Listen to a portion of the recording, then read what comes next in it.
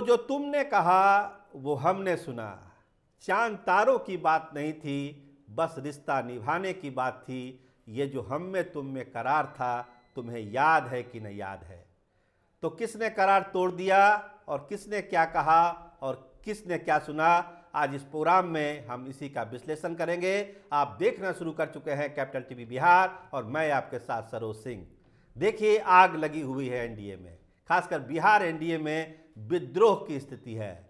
जब से 5 सीटों की चर्चा है चिराग पासवान की, सारे सहयोगी दलों का पारा गर्म है कि ऐसा कैसे हो सकता है। और सबसे गुस्से में तो खुद नीतीश कुमार ही हैं। देखिए, लगातार मंत्रिमंडल विस्तार टल रहा है, होगा नहीं होगा ये कहना मुश्किल है। आज भी चर्चा है कि हो सकता है, लेकिन कोई कंफर्मेशन नहीं है जब हम आपसे बात कर रहे हैं।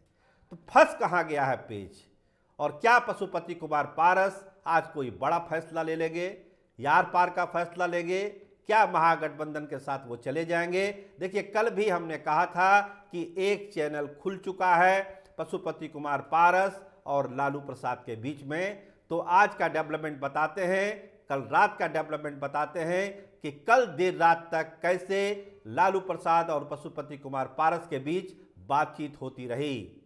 देखिए, अब वो डायरेक्ट सीधा मामला है और बातचीत हो रही है और बताया जा रहा है, जो हमारे भरोसेमंद सूत्र हैं वो यही बताए हैं कि लालू प्रसाद ने एक खुला ऑफर पशुपति कुमार पारस को दिया है और कहने वाले ये भी कह रहे हैं कि 6 सीटों का ऑफर पशुपति कुमार पारस को दिया गया है।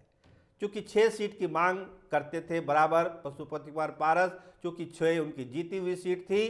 तो क्या उन 6 सीटें जो एनडीए से मिलने वाली थी पशुपति कुमार पारस को, वो 6 सीटें अब लालू प्रसाद देने वाले हैं, महागठबंधन देने वाले हैं। इस पर वार्ता पूरे स्विंग में है, पूरे सबाब पर है। और आज 4 बजे के आसपास एक आपात बैठक बुलाई है संसदीय दल की पशुपति कुमार पारस ने, और उस बैठक में यह तय हो जाएगा कि पशुपति कुमार पारस का अगला कदम क्या होगा। देखिए, एक कुछ लोग हैं लोजपा में आज के तारीख में भी, और कुछ लोग बीजेपी में भी हैं जो चाहते हैं कि चचा भतीजा में सुलह हो जाए। आज भी जब ये घोषणा स्वघोषित हो रहा है कि 5 सीटें मुझको मिल गई, 5 सीटें मिल गई, इसके बावजूद कुछ लोग हैं जो ये चाह रहे हैं कि चाचा भतीजा में एक सुलह हो जाए, बंटवारा हो जाए। भले हाजीपुर की सीट ले ले चिराग पासवान, लेकिन जो बाकी सीटें हैं जैसे कि नवादा है, समस्तीपुर है, ये सब सीटें पारस जी के खाते में आए, राज्यसभा की सीट पारस जी के खाते में आए। इस तरह का भी एक नेगोशिएशन फार्मूला चल रहा है दिल्ली में, लेकिन अब इस पर अमल होगा या कोई बातचीत होगी, इसकी संभावना कम होती जा रही है। संभावना कम होती जा रही है, और जो संभावना आगे बढ़ रही है वो लालू प्रसाद और पशुपति पारस के बीच बातचीत से शुरू हुआ है। और ये बातचीत जब रात में हुई थी, उसके बाद से लोजपा कार्यकर्ताओं का भी एक झुकाव है, जो चिराग पासवान के साथ नहीं है, जो पशुपति पारस के साथ है। उनका कहना है कि आर पार की लड़ाई हम लोग को लड़नी चाहिए, ये सम्मान की लड़ाई है, हाजीपुर के सम्मान की लड़ाई है, रामविलास पासवान के सम्मान की लड़ाई है। तो पशुपति कुमार पारस अपने कदम पीछे कैसे खींच सकते हैं। देखिए, एक खतरा पशुपति कुमार पारस के पर है कि अगर वो कदम पीछे खींचेंगे तो पार्टी पर भी संकट आ सकता है। इसीलिए बहुत ही ठोक बजा के पशुपति पारस अपना फैसला लेंगे।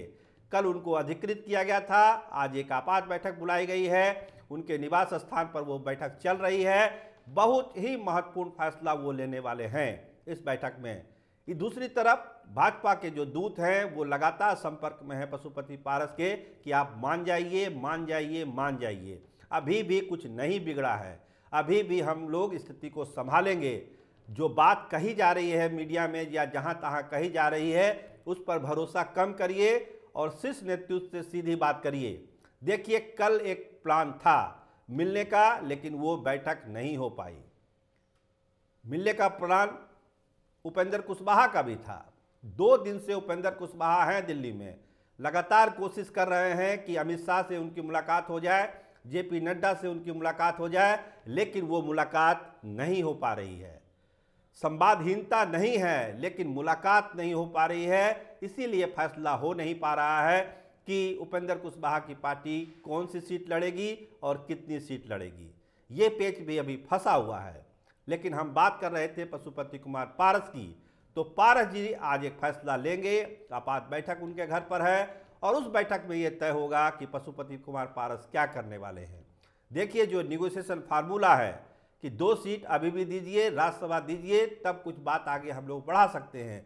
लेकिन चूंकि चीज़ें अब इतनी आगे हो गई है, गंगा में इतना पानी बह चुका है और तमाम चीज़ें जो सोशल मीडिया से लेके मेन स्ट्रीम मीडिया में जो एक चिराग को लेकर बात कही जा रही है, उससे पशुपति कुमार पारस को ऐसा लगता है कि कहीं एक बार फिर वो ठगे नहीं चले जाए। तो उस स्थिति से पारस बचना चाहते हैं और जो पॉजिटिव बातचीत हुई है महागठबंधन के नेताओं से, कहा जा रहा है कि कांग्रेस के कुछ नेता भी संपर्क में हैं, पारस जी के कांग्रेस के नेता भी संपर्क कर रहे हैं। लेकिन सीधी बातचीत जो हम आपको बताया वो लालू प्रसाद से ही उनकी हो रही है और लालू प्रसाद ने उनको एक खुला ऑफर भी दिया। तो क्या होगा अगर लालू प्रसाद के ऑफर को पशुपति कुमार पारस स्वीकार कर लेते हैं, तो फिर क्या होगा एनडीए की 40 सीट में 40 सीट जीतने के दावे का और भरोसे का। अगर चाचा भतीजा की लड़ाई हाजीपुर में हुई तो फिर क्या होगा। अगर चंदन सिंह महागठबंधन से नवादा से लड़ते हैं तो फिर क्या होगा। ये सब सोचने वाली बात है, ये सब समझने वाली बात है कि क्या होगा। बीना देवी को अगर टिकट नहीं मिलता है और बीना देवी अगर महागठबंधन की उम्मीदवार वैशाली में हो जाती है, तब क्या होगा। तो बहुत सारे पेच हैं। अगर 40 में 40 जीतना है, जैसे हमने कल आपको बताया था कि सम्राट चौधरी तक यही मैसेज दिया गया कि अगर इस तरह से होगा तो 40 कैसे जीतिएगा।